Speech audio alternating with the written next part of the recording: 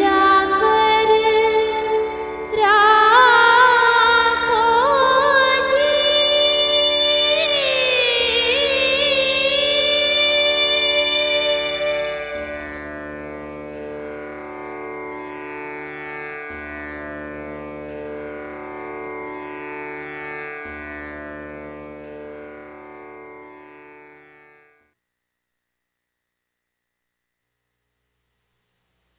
Episode 33. This is episode 33. We are now coming to the end of this most important chapter. Of course, all chapters in Gita are most important, being words of God. To a mother, all children are most important. Yet we do use this language because we are used to it. Without knowledge, there is no progress. Man is identified from animals or differentiated from animals by his ability to know and to execute according to his knowledge. Arjun has been selected by God out of 5 Pandavas. Obviously, God also has some inkling that this person that I have selected is the right person. And so Arjun has been listening. Arjun has listened this wonderful discourse from God, the advice, what is wisdom, how to identify a wise man. The Lord has explained to us about Atman and the body, how to distinguish the body and the Atman or God. He showed us the practical way of how to work it out by performing our actions which we do every day, even proper eating and working and sleeping, which we don't do. He comes to a conclusion about the realization. At the end he says this is what is self-realization, as we heard in Slok 53, that when we'll be stable, when we'll stop tossing ourselves like surfing on the waves, and we will just sit at the edge of the ocean and be at peace, enjoying ourselves rather than being tossed by the opinions. By opinions means desires. The desires are tossing us. Arjuna is listening.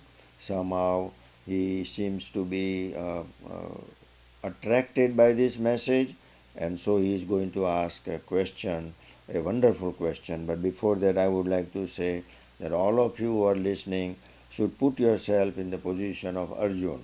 God has selected us to listen to this message. God has selected Arjuna.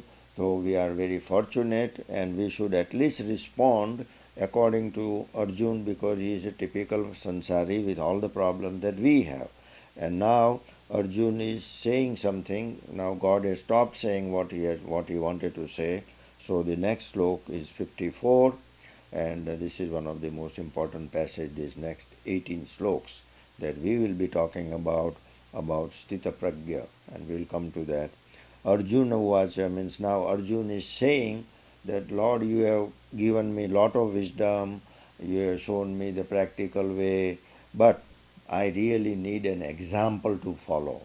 I need an ideal, an idol. Nowadays we have, our young people have idols, whether it's in football or baseball or in music or movie or whatever, or in politics.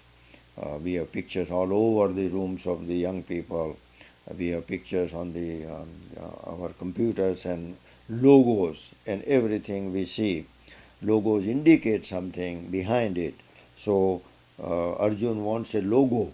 Arjun wants some person that he can see and understand, because theory doesn't mean much unless we have some example or a product.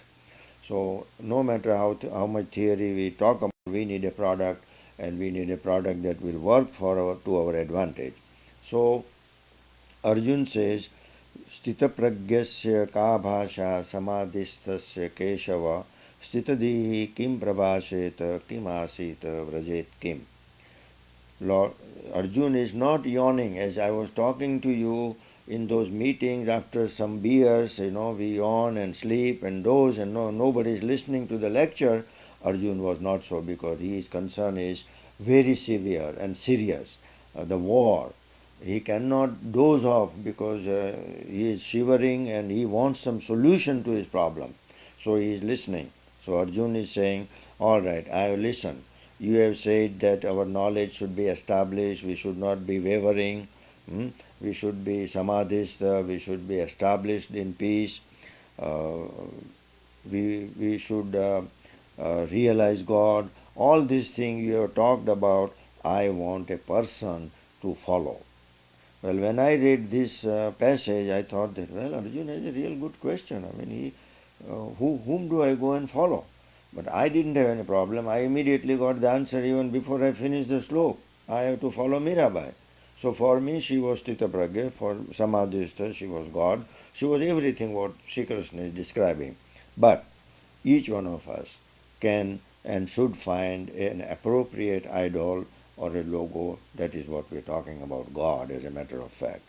Whatever the form or name and form you like about your God, select it, but be sure you understand what it means. When you say you select Krishna, then you should know who the Krishna is.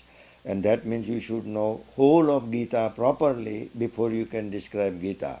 Because my Krishna is a Krishna of Gita, then I must know what Gita is.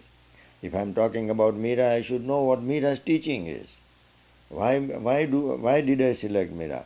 Do I know about her? Do I know about her life? Do I know about her love, her dedication, her sacrifices, her joys, and her sufferings?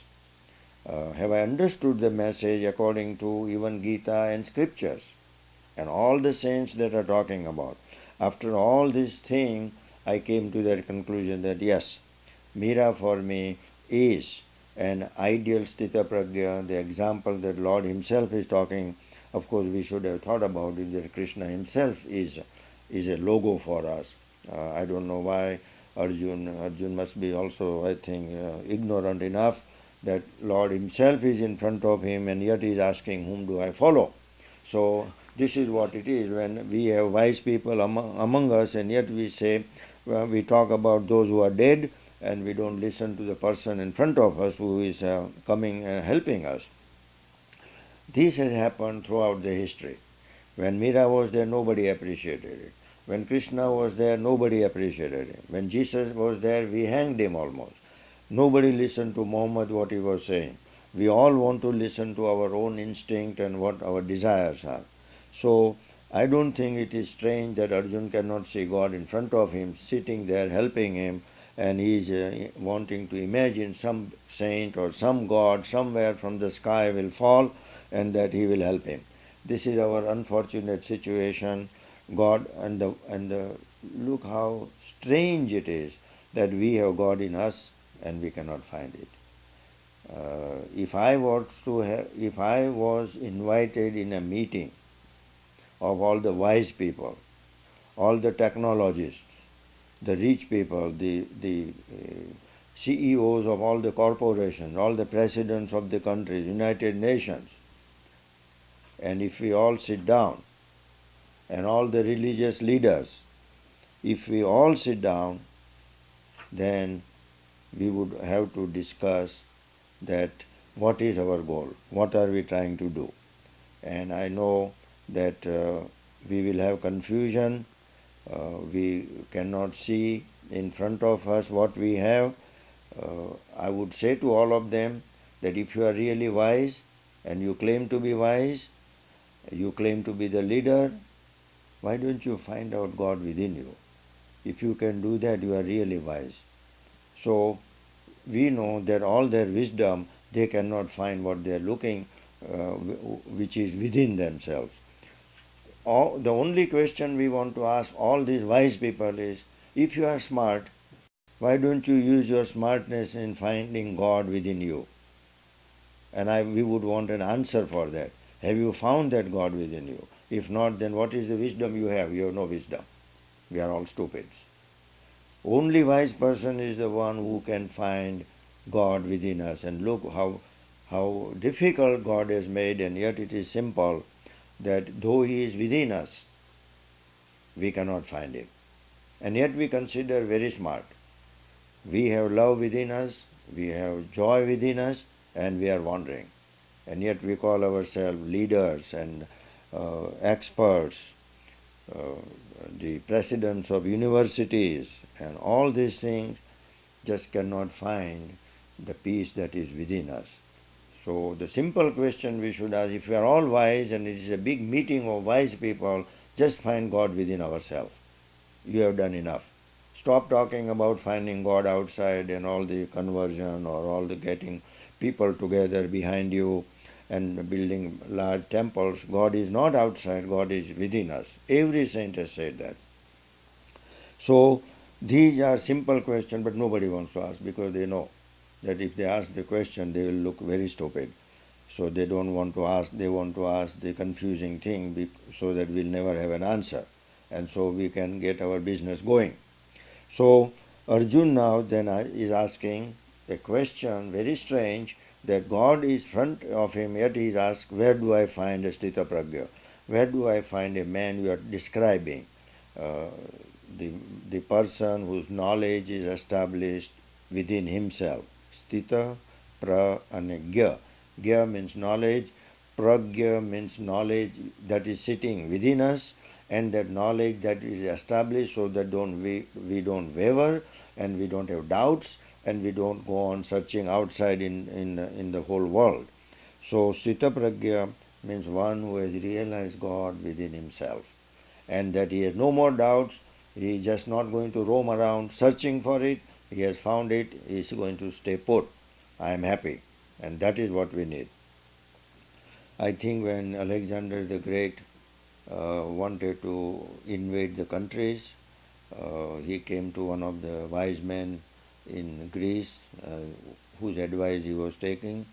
So while this wise man was on the ocean, on the edge of the ocean, sitting there enjoying the sun and the beautiful sound of the waves, the God's sound in there, and he was at peace, no clothes on him, just relaxing, sitting there, sleeping half in posture. And Alexander Great comes and says, I am going to do this, I am going to have so many soldiers, uh, and I am going to invade the countries and bring a lot of wealth. I am going to be the biggest man. And the saint said, then what are you going to do after you have this? Then he says, after I have achieved all this, then I will relax and enjoy and be in peace. Then he said, then why don't you sit down right now and be in peace? Why do you have to go through all the suffering and pain? So this is what we are. We want peace and we think that this equipment or the winning of the wars and money will give us peace, but those are the obstacles to our peace. So the saint told him when Alexander said, what do I bring from India? India is a rich country, lot of diamonds, lot of other things. Then saint says, just if you are fortunate enough, talk to some saint, and if you can convince him to come here, you would have achieved the greatest thing in this world. Just bring some saint from India. India is known for saints. So such simple advice, of course, and some we call Alexander the Great the biggest man who has the largest kingdom, and he was the most stupid man according to the saint whose advice he went to take, and he told him that you just sit down with me if you want peace. You don't need to do all this nonsense to find peace, and that's what exactly we are all doing. We want peace, and we are going after it by disturbing the peace that is already within us. Uh, it is like it reminds me of a person. It was very hot day of summer, and he was carrying a big sofa on his head, and he was walking, walking, walking. He was perspiring, sweating, and tired. So somebody asked, why are you complaining? What is the problem with you? Why are you carrying the sofa? Then he says, well, I'm carrying this sofa so that when I get tired, I can rest on the sofa. Then the wise man says, well, if you didn't carry the sofa, you would never have been tired. So this is our trouble. We carry the burden of the families, children, house, cars, money, name and fame, this baggage. If we did not carry it, we would not be tired, and we would not have a need for peace, because we would have peace already. We have lost the peace because of this baggage, because of the sofa. And so these are the strange things that nobody is teaching in the university. If in the university we teach them that you don't need to learn this thing because you will be tired of this nonsense and you will lose your peace, well, then we cannot run our business. And so we will never teach that. We want them to be tired so they can buy our sofa, so that we can have our business. That is what religious leaders are saying, that keep on going, keep working, so that you will be always our slaves. They don't want to teach something so that you will be at peace and don't need them. If you don't need them, then they will be out of business. And this is exactly the truth with every corporation and everything. They want to sell, while God says that you don't need anything. So we are really in a very, very opposite direction to the truth, to the wisdom. No matter where you are, in what profession we are, we really need to re-examine, and you will find that whatever we are doing, whatever our wisdom, we are wrong, period. We are simply wrong. We are stupid. We are going in the wrong direction. Every saint is telling us to simplify our life, minimize our needs, don't run around in the name of God even. God said, don't run around in my own name. I don't want you to run around. Sit down where you are. I am all pervading. I am everywhere. I am in you. And yet, look what Maya is causing. Look what our teachers are teaching. Our leaders are leading and advising. So sometimes we really wonder where the wisdom is. So let's come back to Arjun. Arjun says that I want an idol, I want a logo that I can follow. Sthita Pragya. He says, what is the description of a man who has a steady wisdom, who is merged in samadhi? How does the man of steady wisdom speak? How does he sit? And how does he walk? So it is a very practical question that we want to follow a person, and we'll follow them right into the minor details. What kind of clothes he wears, what kind of talk, what kind of movement, what kind of car he drives, how he talks. All these things little children follow. So Arjun is a little child. He is just thinking about outward things, just like children see about their football player logo or whoever he may be, or the economic leaders or political leaders or educational leaders. We want to follow them.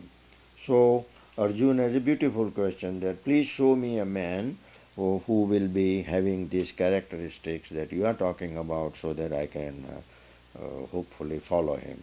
So these are very nice questions. I think we should also ask, where is the wise man?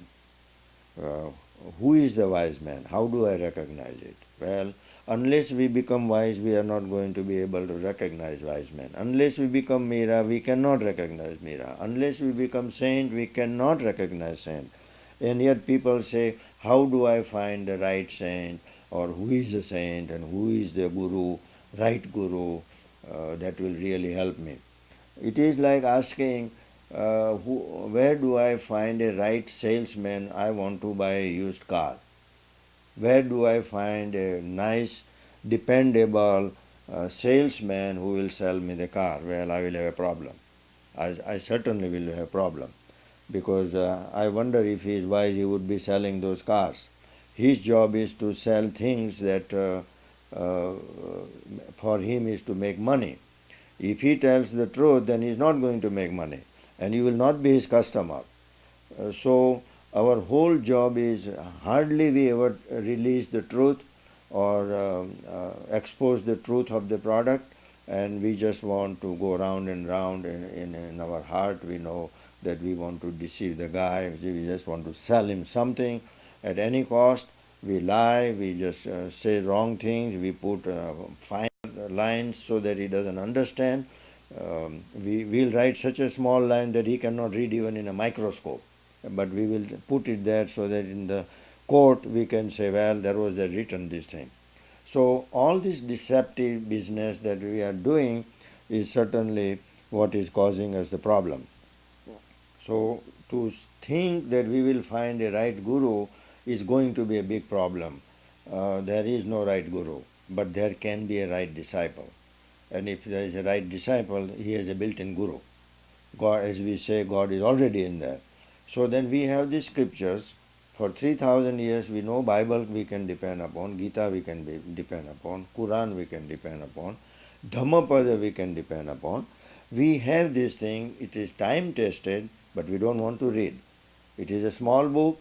We will go to college for 6 years like I did and read tons of books. But I cannot and don't want to read this little book that he will give me all the wisdom and I would not have to travel 10,000 miles here to learn stupidity at Berkeley. So this is how I feel now after 50 years of my education and my life. I got the degree 50 years ago, and today university, I mean the spiritual university in Gita and Mira, what they have taught me, this is my own personal opinion and experience. You may have your own experience. I think we are all entitled to it.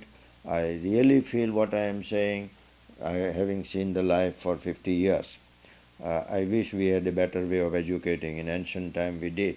In our Brahmacharya ashram, the first thing we taught them was this disciplined life that nowadays we are talking about. We have no discipline in the financial institutions.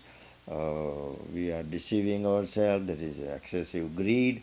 Even our leaders of financial institutions and who are running our banks, Mr. Greenfield, I think is his name, even he is talking about that due to excessive greed of the CEOs, we have our economy collapsed and that we have no discipline in our economic field. Uh, I wish, of course, I wish he had the courage to say that we don't have discipline in our politics. But if he said that, then he would lose his job.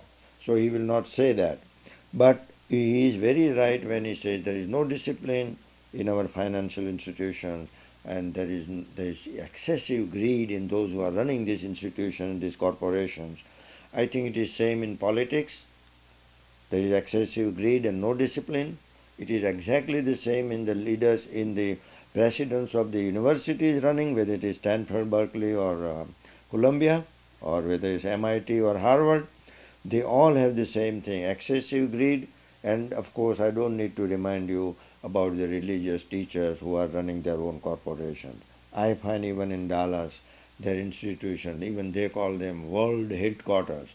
They are using the same terms that the corporations are using, that these are the world headquarters for a particular denomination of the religion. Bigger the better, bigger the better. That is the today's culture that we are facing. Now, let us look at it what Lord has to say. Sri Krishna Bhagavan is answering Arjun's question in a very precise manner, and these 18 sloks are going to give us a beautiful answer. If we have missed and if you were yawning all this time, then we will recoup in these 18 sloks everything that we talked in the past, and I can even say what we may be talking in the future. There is no end to our talking. We can summarize things good enough, simple enough, so that you can take the ball and run. You don't have time to waste. You have been listening enough. You have listened all your life, and you will keep on listening. So sometimes it is necessary to point out to you that if you don't have time, these slokas are summarizing all we have talked in the past. I don't know, about 47 and 53. So that will be 100 slokas. All the 100 slokas that we have talked about will be summarized in these 18 slokas and what is yet to come. And the first slok tells us everything. So if you don't have even time for 18 slokas, this one slok you just memorize, meditate and try to understand. Prajahati yada kaman sarvan parth manogatan atmani eva atmana tushta stita pragyastadocchate. Sometimes I am reminded that I may be going too fast. I'm just used to it. Our habits don't change. But I would like to go slow so that you can hear the sound or maybe understand these are prescriptions. We don't read fast. Every word has a meaning and there are not too many words here. Prajahati yada kaman sarvan parth manogatan Atmani eva atmana tushta stita pragya tada uchyate.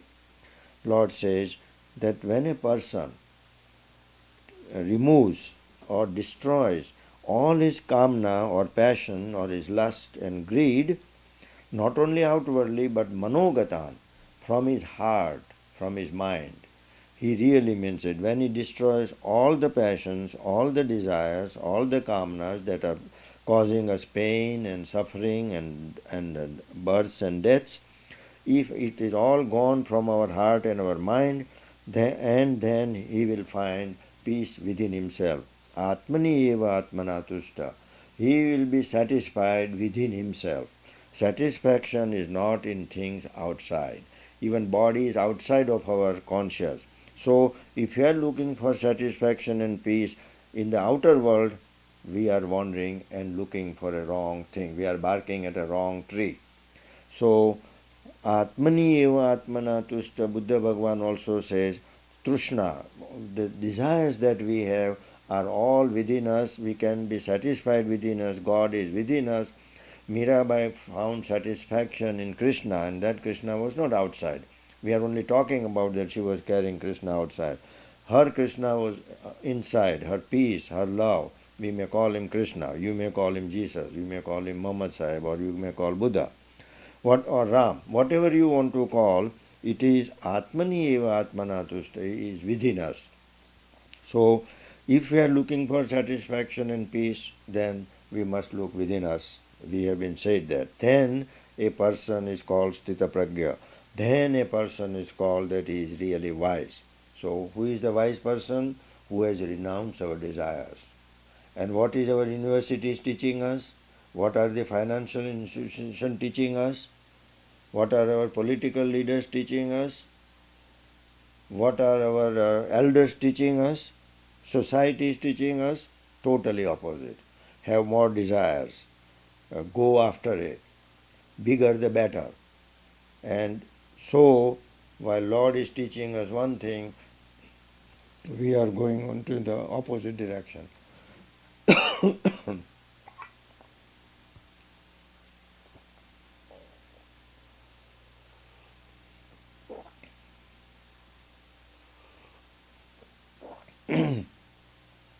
So, this slok then tells us that whatever our leaders, whatever the wise people are teaching us is totally false. And Lord has said in one slok, unless you overcome your desires, unless you control these desires, unless you ride them, instead of allowing them to ride you, there is no peace. The wisdom is only in removing these desires and passions from our heart. So this slok itself is the summary. If we want to have a war, if we want to fight, if we want to struggle, if we want to destroy something, then it is these enemies within us, these desires, this pride, this vanity, this lust for flesh, this ego and arrogance that we all show. This is what we need to fight. These are our enemies. Human beings are not our enemies. Women and children and old people that we destroy and kill them, they are not our enemies. These desires are our enemies. And so, this slok then is telling us a lot, and I would like to continue what this means and what we are doing in the next episode. We need to re-examine ourselves, and I will point out where we need to re-examine so that we will become Sthita Pragya or self-realized soul. This is what we are after. We want to be godlike. Here is the answer in one slok. If you can just memorize this one slok, you have the answer. Om Namo Bhagavate Vasudevaya. Om Shanti Shanti Shanti. Hari Om Tat Sat.